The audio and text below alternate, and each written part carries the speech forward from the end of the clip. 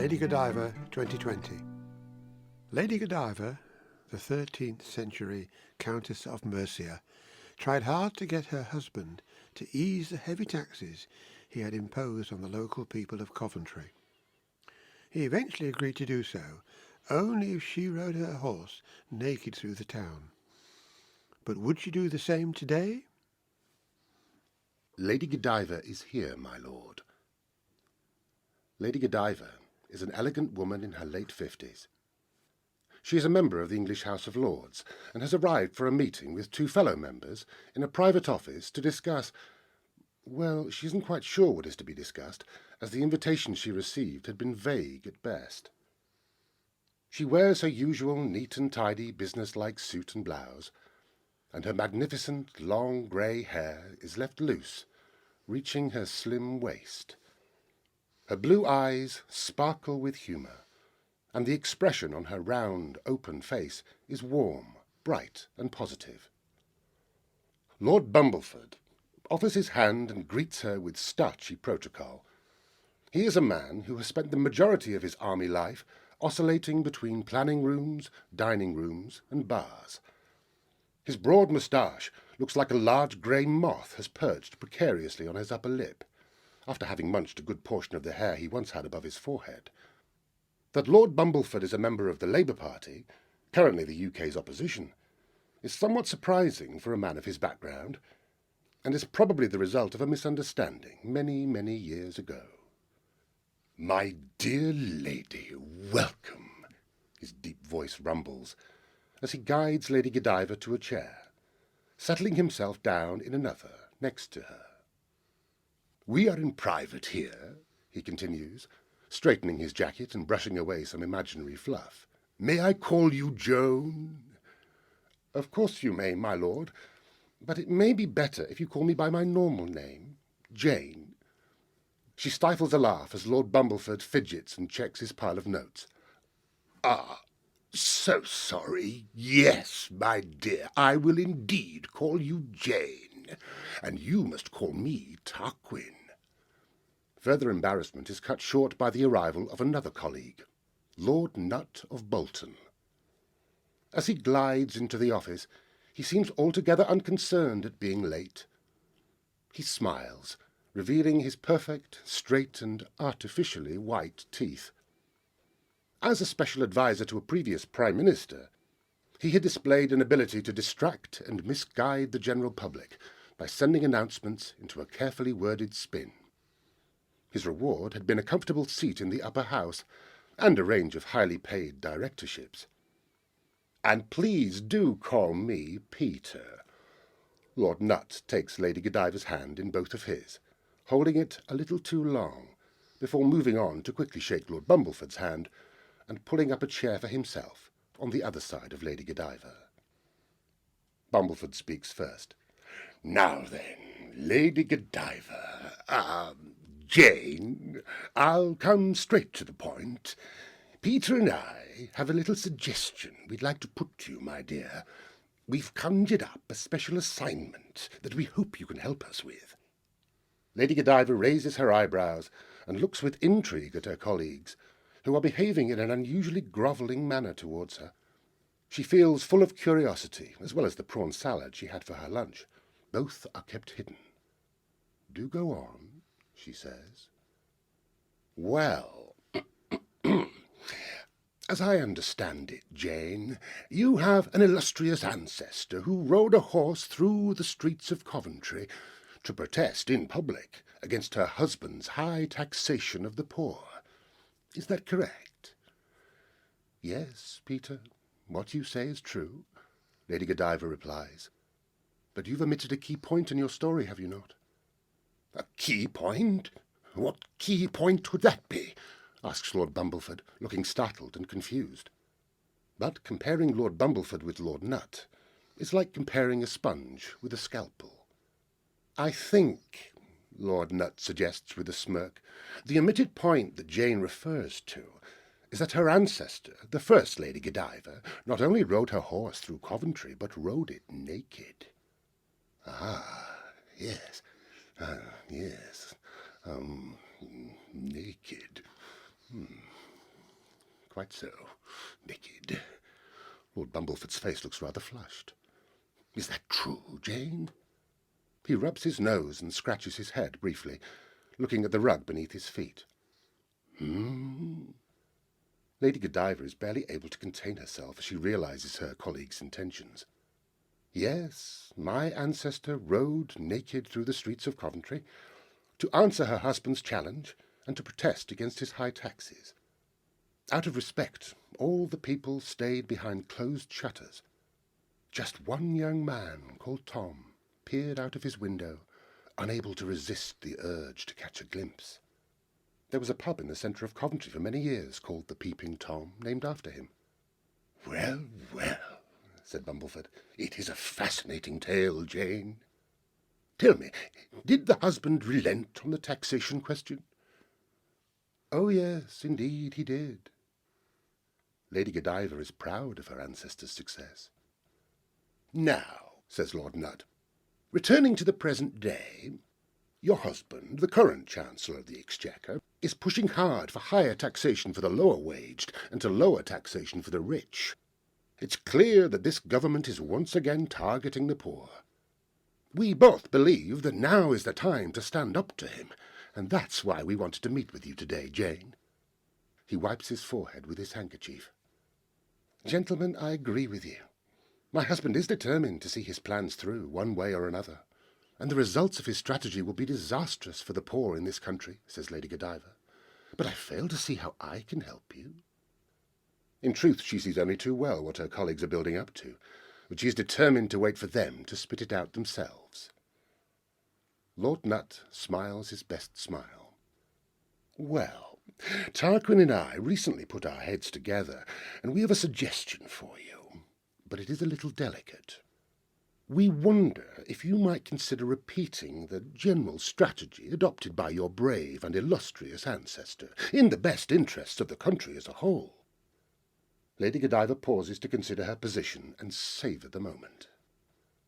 Am I right in thinking that you are suggesting I ride a horse through the streets of Coventry to protest against my husband's taxation plans? Well, my dear, Lord Bumbleford answers, it is true that Coventry itself would serve as a valuable reminder of the original protest, and that would be a great help with the press. But the means of transport could be something more comfortable. Lord Nutt takes a deep breath, realizing he'll have to spell it out. The thing is, Jane, Tarquin and I wonder if you'd be prepared to ride naked, as your ancestor did. And before you make your decision, just take a moment to imagine, were you to ride naked through the streets, how it would release a wave of human emotion and support for our cause. Press coverage would be huge, and support for you would be nationwide, possibly international. Lady Godiva savours the anxious looks of her colleagues for a moment, and thinks to herself, what fun this could be. All right, then, she says, I'll do it. Lord Bumbleford and Lord Nutt look at each other, and then at Lady Godiva. You'll do it? You'll ride, naked, through the streets? Lord Bumbleford wonders if he's dreaming. I will do it, Tarquin, yes. She'll do it. Of course she'll do it. Never doubted her for a moment, did we, Tarquin? Lord Nutt shakes hands with Lord Bumbleford and kisses Lady Godiva on both cheeks. Jane, you will be a heroine, and go down in history for this. Lord Nutt is also keen to know the latest gossip. And as I understand, you and your husband are getting divorced, Jane. Is that due to your political differences? Is he standing with the wrong party, in your opinion? A dark shadow passes over Lady Godiva's face, and for a moment she loses her guard. Well, if you must know, Peter, it has more to do with my husband laying in the wrong party. He has decided it now suits him better to sleep in his principal private secretary's bed. Gentlemen, my husband is an even greater fool than I thought he was. In Russia, they say revenge is a soup best served cold, and I intend to serve it frozen. For if I were to ride from Coventry to London, right up to the steps of the Houses of Parliament, I could kill two birds with one stone. If the Chancellor of the Exchequer, Lord Godiva, had had a spy camera at the meeting his wife was having with her colleagues, he'd be able to watch his future career sliding down his pressed shirt, over his old-school tie and straight down the toilet. And his ambition to be Prime Minister melting quicker than an ice lolly in a sauna. When Lady Godiva makes up her mind about something, she becomes a bullet, hurtling along an unstoppable path to its destination. On this occasion, her path will take her from her country house near Coventry, along the motorway to North London, and down the Edgware Road to Westminster. Arrangements are made. She will ride her trusty Harley-Davidson motorbike, fitted with a heated seat, heated gloves, and a large protective windscreen. Despite her aristocratic upbringing, she's never had time for horses. She used to say, all they do is eat hay and fart. When the day for her ride dawns, cold and bright, the press are everywhere as she steps out of her house. There are well-wishers and rubberneckers gathered on her lawn and all the way down her substantial drive. A large gang of Hell's Angels arrive, their huge motorbikes roaring and growling as they wait to escort her to London. All the curtains are closed as Lady Godiva makes her way to her motorbike, removes her one protective coat, and sits astride the saddle. She presses the starter, hears the engine turn over, and then splutter and fade, as a normally reliable motorbike chooses this precise moment to fail. One of the Hell's Angels immediately leaps from the back of a motorbike tricycle and runs over to the good lady. This rather older Hell's Angel has a long grey beard and even longer grey hair. His very white body is completely naked, apart from a leather tool belt that covers almost nothing. He kneels alongside the bike, gently lifts the lady's bare leg out of the way, and tinkers with the carburettor. Holding up a small piece of cloth, he cries, "Sabotage!" A knowing look passes round the gang. "Try again," he says. This time the engine bursts into life. Lady Godiva, plus her angels, ride in convoy, out of the gates, onto the narrow lane in front of her stately home. On the small road outside her mansion waits another group of bikers. Some are dressed, but most have demonstrated their support for the brave lady by sharing her state of undress. So much for the Chancellor's attempt to redress the balance of payments.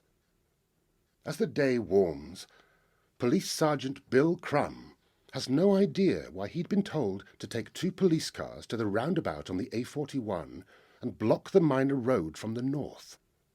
But he has his orders and now stands chatting with his fellow policemen and explaining to the occasional motorist why they have to turn round.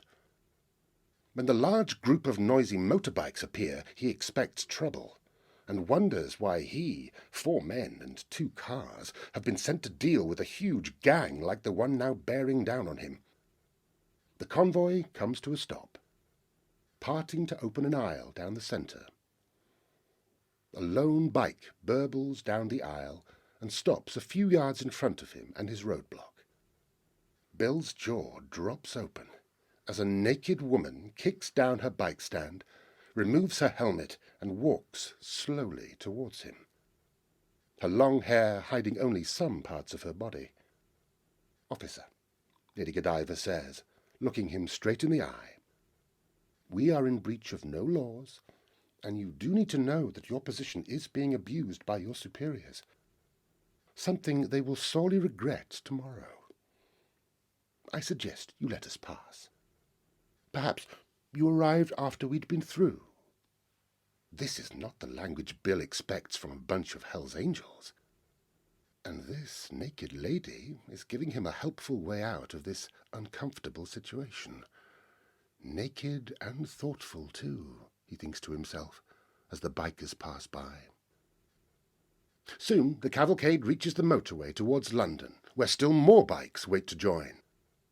From here, the police provide an escort in their yellow jackets, and before long, a TV helicopter follows the convoy overhead. Attracted by the social media frenzy, people stand shoulder to shoulder all the way down the Edgware Road, right into London. Everyone turns their back to the road as the cavalcade roars by, but one young man, Tom Mackintosh, holds his phone through the almost closed curtains from a window overlooking the road. His film gets thousands of likes on YouTube. It's a very glum-looking Lord Godiva of Coventry who watches the procession live on his office TV. He can't decide what to do. His options are to hide, claim to be ill, find a sudden need to visit his constituency, or perhaps Timbuktu, or simply take early retirement. His close friends and colleagues are all suddenly unavailable, busy on other urgent government business. His senior principal private secretary, private principal secretary, junior principal private secretary, many private secretaries, and even his secretary are nowhere to be found. He's isolated and lost, and he knows it. But being a seasoned politician, he knows how to be a good loser, and he sees a way to save his face. As Lady Godiva arrives in Parliament Square, he goes out to meet her, offering a warm coat and a tray of hot drinks. They are surrounded by the world's media, this story having caught the public's attention. He helps his soon-to-be ex-wife into the warm coat, then makes a short speech to the assembled press. Facing the now warmly clad Lady Godiva, he says to her, "You win. We'll find another way." Many of his colleagues suddenly wish they weren't in hiding. The now warmly dressed lady is carried round Parliament Square on the shoulders of her many, many, many admirers. Perhaps, she thinks, revenge is a soup not worth serving at all. The media helicopters whir back to their bases, and the convoy slowly disperses. Lady Godiva enters the House of Lords to cheers from the opposition benches. One tabloid takes the opportunity to have 3 full pages of near-naked women sitting, lying, or leaning on motorbikes. But no paper showed the good lady in her birthday suit, except from the most modest of angles. A week later, the Lords Bumbleford and Nutt again sit with Lady Godiva in a private room. "More successful than I would have dreamed possible," says Bumbleford. "Don't you agree?" "Oh, yes," says Lord Nutt. "So successful, in fact, that we've been thinking about another way of taking advantage of your unique history and fame. Lady Godiva, how would it be if—"